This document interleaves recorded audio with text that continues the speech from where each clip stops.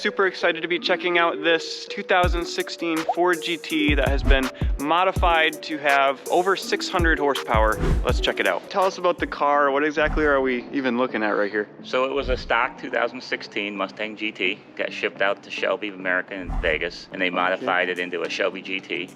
Supercharger on it, so it's about 670 horse, 670 foot-pounds of torque. Oh my gosh. New suspension, new brakes, new interior. So basically you went through and badged everything and striped it and everything else. So wow. Yeah. Wow. Okay. So when it was a stock GT, about what was the stats on that? I think it was around 400 horsepower and probably around 380 or something in torque. Yeah, wow. right. So it's gone up almost 300 horsepower. Yeah. That's a big difference. Yep.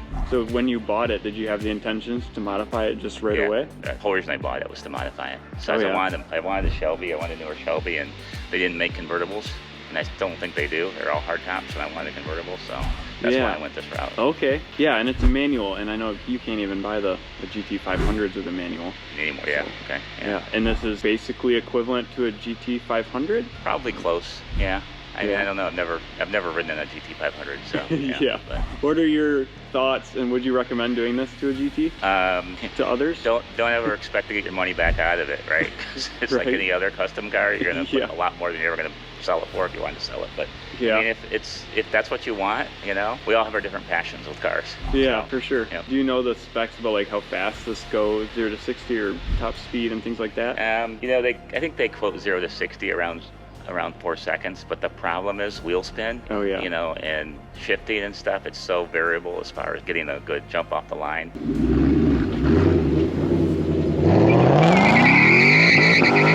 Yeah. Especially with street tires on it. So right. I don't know what top speed. I probably had it up to 155, 160. Oh yeah. It's still had plenty to go. But that was That's fast. awesome. That was fast enough for me. Yeah. This is probably more of like a 60 to 130 kind of car, yes, a rolling start. Yeah. Yeah, that's awesome. Can you explain to us kind of what's done under there? So the biggest thing here is, of course, the supercharger. They actually did a few other things, you know, some of the Shelby emblems and stuff. Oh yeah. But then I also had it painted, underneath the hood painted with the Shelby logo. That looks amazing. Yeah. Wow. Did a cold air intake and that kind of stuff that came with it. So. Okay, that's awesome. And the stock GT has a hood that's just flush, and this I believe it is, yeah. This pops up because it needed more room for that supercharger. Yep. And it's also got some active air vents too. Okay. So yeah, those are actually functional. They're not fake on there. Nope. That's good. I love to see the functional ones. I noticed you have a bag system. Can you explain that? So after I got it back, it sets kind of low, and I was kind of worried about speed bumps and parking garages and stuff. So I took it downstate and I had them put the bag system on it. It's a performance bag system. Works fine, but it's nice to be able to raise the front end up if I'm going into someplace with a high lip or something on it. So, yeah, for sure. So I don't rip off the spoiler and stuff off the front. So that would suck. Yeah, nice carbon fiber spoiler. Yes, I'm sure they're not cheap. So no. The interior, can you go over that a little bit? Again, they redid the interior. Basically, the stock seats, right? I think, but they just reupholstered them with the Shelby emblem and stuff. Okay. Added a gauge package up at the top with oil, fuel, and boost pressure. Okay. And then actually I replaced the stock dashboard with a digital dashboard off a newer Mustang. Oh, no kidding. Yep. That's awesome.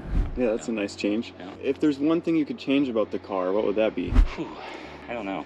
Might be a tough question for you. That's a tough question. You know, it's kind of hard to get more than 2 people in it, as you can see by the back seats. Yeah. But I don't think you're going to solve that issue. So. Yeah, probably not. Yeah. Now, what's your favorite thing about the car? You know, it's a head turner. I mean, I like it from that standpoint, but yeah, I mean, it's an extremely quick car. Oh yeah. So yeah. That's fun. Well, shall we take it on a spin? Yep. Let's go. All right.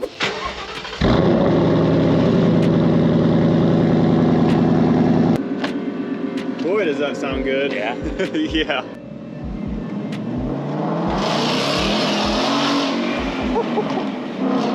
Oh my goodness. It sounds really nice. Yeah, thanks. Yeah, I can tell she just wants to go. Yeah. It's not your average Mustang. No. Pretty easy to get squirrely on you though. It is.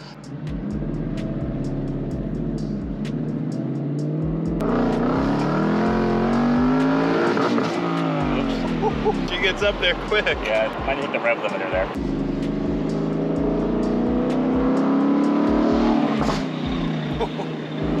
That backfire's nice.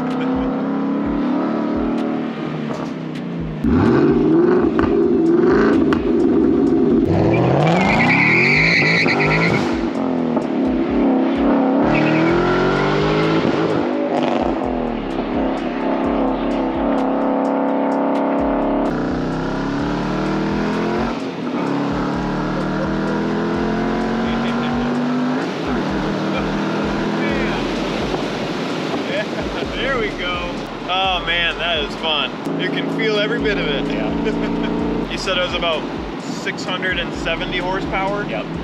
Yeah, 670 horsepower to the rear wheels. Yeah. Yeah, that's a lot to handle. Yep.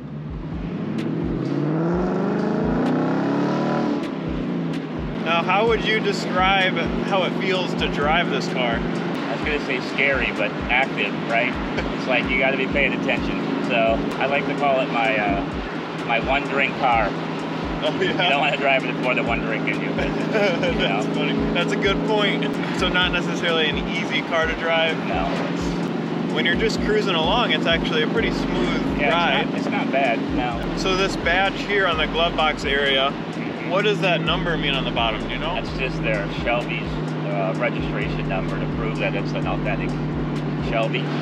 Oh, okay. Because like the Cobra I'm building is going to be a clone. It's going to be a clone. Yeah. And so it won't technically have one of those because it's not technically a Shelby built car. Okay. So, that makes sense. What's like your favorite gear to do a pull from, or do you usually? Probably second or third is really good. Yeah, right? second and third. Yeah, probably third gear. But I got so much more room. Yeah. Before I have to shift, but it probably got to be going 30 or so if I'm in third.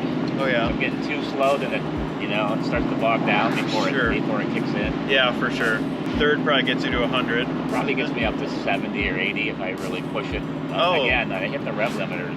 So. Oh yeah, they're pretty short gears, aren't they? Yeah. And maybe I can get to 100 in third, but it's going to be really we're going to be it. really close. Yeah. So there's first gear. Oh yeah. The rev limit is 36. Oh yeah. And Second gear is really chunky. I don't like second gear. Second gear gets me up to about 60. I'd probably get up to 90, 95 in third. Yeah. You can see what first gear's got in it. Yeah. Yeah, you're spinning. Hit the rev limiter again. Oh yeah. Yeah, it seems like a hard car to drive. Yeah, it's like I said, it's so tight. That's why I said, if you were to try to drag race it and stuff, it's just, you gotta hit the shift so good. Oh, that's fun though. Well, that was an experience for sure. Yeah, good. Nice meeting you. Nice meeting you. If you're new to my channel and you're liking this content, I will be posting a brand new video every single week, so be sure to like this video and subscribe, and I will see you next time.